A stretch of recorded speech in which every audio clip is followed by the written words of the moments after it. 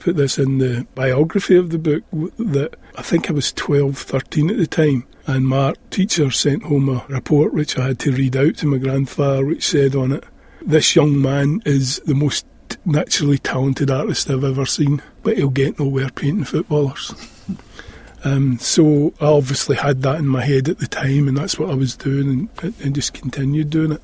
And I wanted to do O-level art, and unfortunately I didn't get to. I was barred from doing art in school after I painted a painting of Che Guevara and hung it up in the school, and the rector of the school pulled me in, and I was belted a few times, and I was told I would never be allowed to paint in the school again, and I wasn't. And I was moved from my first subject in third year, my first O-level subject that I picked, which was art and my main subject, to economics and accounts, which was full of girls learning typing next door and me sitting on my own. And the teacher, Miss Bree, an elderly woman at the time, made me bring a painting in every week. And she was the person who supported my art at school, and for that I'll always be grateful. And every week for the next 3 years I brought a painting into school, and she would give me her critique of it. She made sure, though, that I did do my economics and accounts, and her argument was that economics and accounting was more important to a successful artist than somebody teaching me how to draw when I already knew how to do it. Yeah. And that was her argument, and it certainly proved true at the end of the day. When I was 16 and ready to leave school, I decided to stay on for a final year and hopefully try and do art as a higher in my sixth year, only to find I was still barred and not allowed to do it. There was a school's works fair where they brought in different people to talk about employment, and a woman came to speak to us about social work. And out of all the things they talked about, that was the only thing that grabbed me. Yeah. And so I wanted to be a social worker. And I left school the following year at 17, went to work in the National Savings Bank at Cowglen, with half the world, I think. Everybody I know either worked there or knows somebody that worked there. I think there was 7,000 people worked in it at that time. It was a massive, massive building. I remember reading a statistic that something like 92% were under 21.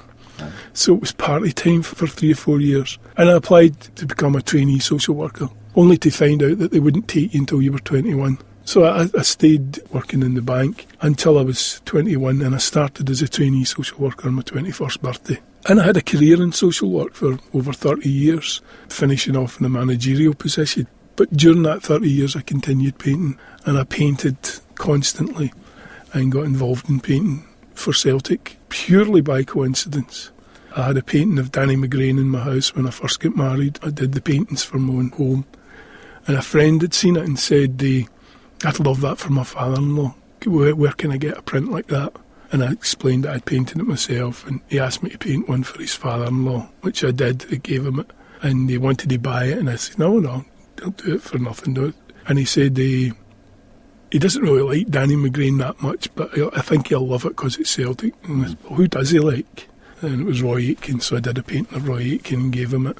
And a few weeks later he phoned me up and he said, I went to Celtic Park with your painting and asked Roy Aitken to sign it, and he said, no problem. He signed the painting and said, can you leave it with me? Bring the frame in for it. Drop that in and I'll put it in the frame and everything. I'll bring it out to your father-in-law. His father-in-law was pretty ill at the time and did something which very few players would do nowadays. Roy Aitken went to the guy's house one Friday afternoon after training, unannounced, and stayed and had dinner with the family, spent about 4 hours with them and spent quite a long time with the old man. And apparently this was a massive lift to him, and the guy died about a year later, but this was a fantastic lift to him. It's incredible that a small gesture like that can roll onto something that's so positive. And the guy had phoned me, told me this, and I said, that's brilliant, I'm really glad you like to paint, but that's even better. The big Roy took it out himself. And he said, well, Roy's going to phone you because he wants you to do a painting for him. And I said, well, great. He said, I've given him your number. Fine. I didn't hear anything about it, and I told my pals about it. Roy Aitken's going to phone me. And about 5 weeks later I got a phone call from Roy Aitken, and I'd never heard Roy Aitken speaking, so I didn't know if this was Roy Aitken on the phone or one of my mates winding me up.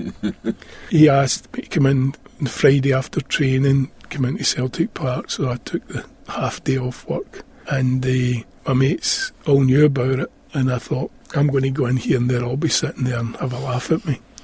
And it was at the time the old stadium where you had the commissionaire at the front door, stand outside the front door. So I drove up, went into the wee porter-cabin shop, bought something, kind of hung about a bit, went back into my car, and there was a kind of knock on the window, and it was the commissionaire, and he said, "Are you Mr. Scullion?"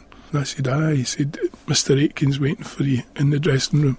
And the rest is history. That's the first painting I did for a Celtic player. It was the season 84-85, and ever since I've painted for Celtic, over 200 paintings for the stadium.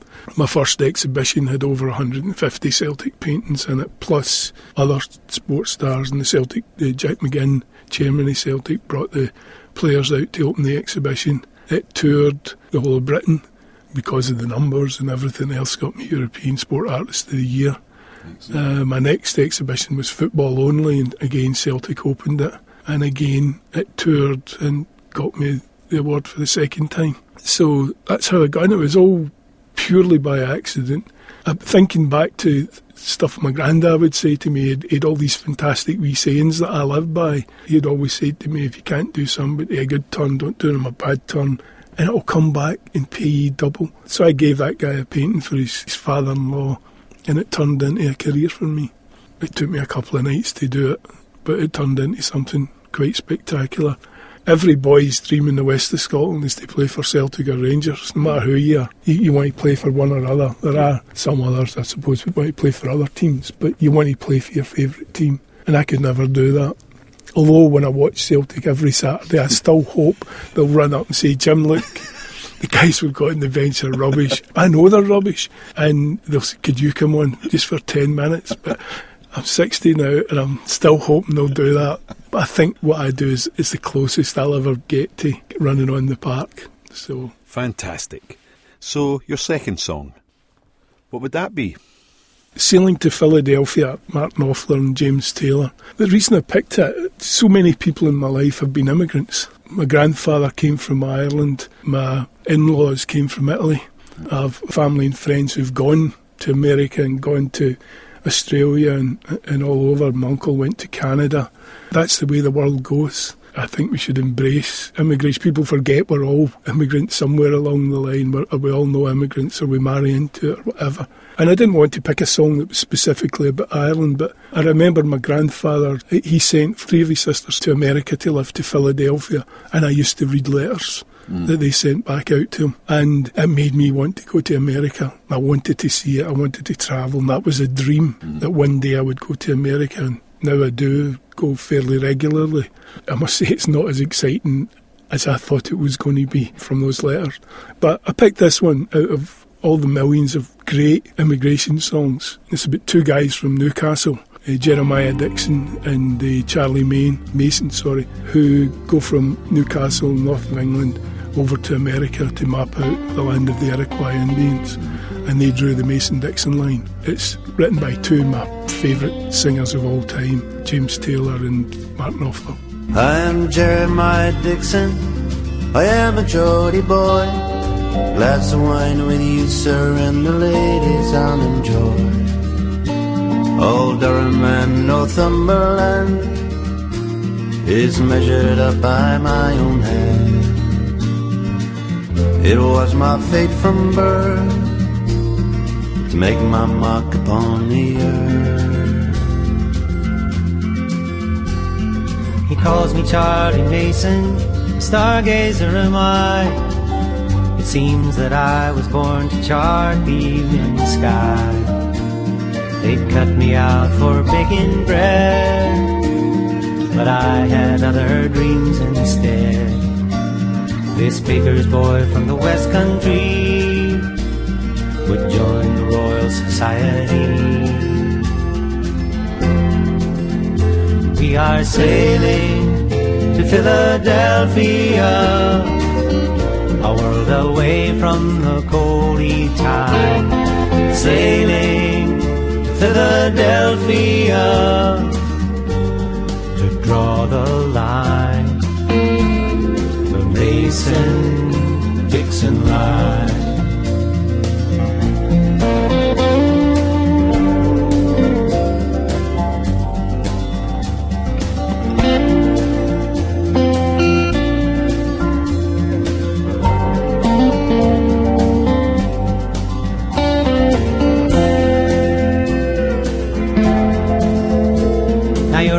Surveyor Dixon, but I swear you'll make me mad.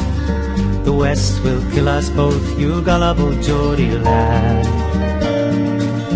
You talk of liberty, how can America be free?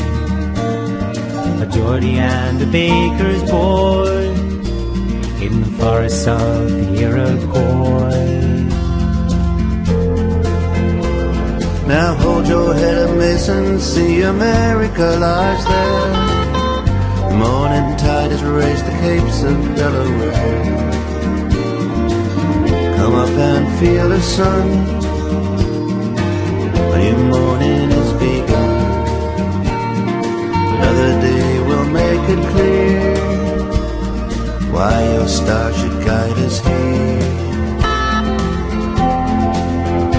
We are sailing to Philadelphia, a world away from the coaly tide. Sailing to Philadelphia to draw the line. The Mason-Dixon line, the Mason-Dixon line.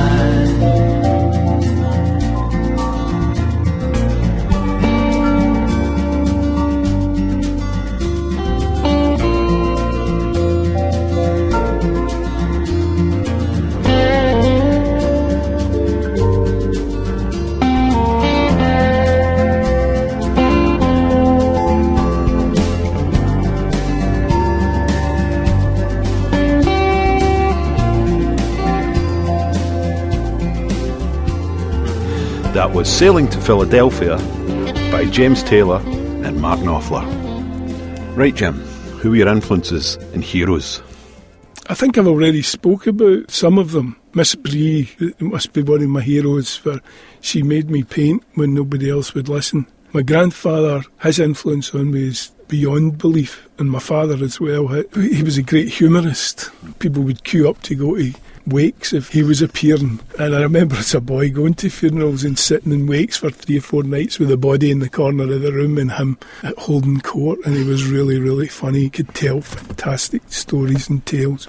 A great wind-up merchant. My grandfather just lived by lots of little sayings. Old Irish, Catholic. Our clock in the living room was always 5 minutes fast. The church was across the road from us, the Presbyterian church, and it had a clock on it, and it always chimed 5 minutes after hours. And my grandfather was very friendly with the minister, and when the minister would come in, he'd say, "Your clock's wrong." And his argument was that he'd been having 5 minutes before the Presbyterians knew about it.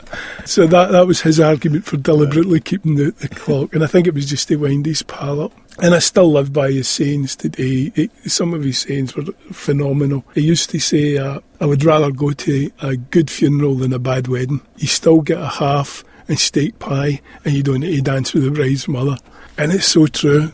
I live by that and a lot of other things he said. Some of them too crude to mention now, but there certainly were some great things he said that are actually so true. But one thing I loved about him was he just loved everybody. It didn't matter their religion or whatever. I remember sitting in the house at New Year, and neighbours would come in and he would sing Skibbereen or Wrap the Green Flag Round Me, and then his pal would sing The Sash. That was the kind of atmosphere we grew up in. We hated each other for 3 o'clock to 4:30 on a Saturday afternoon, and then sang all night together. It was that kind of thing, and that's a great way to look at life. And anybody that came to the door, he brought them in. Didn't matter who they were.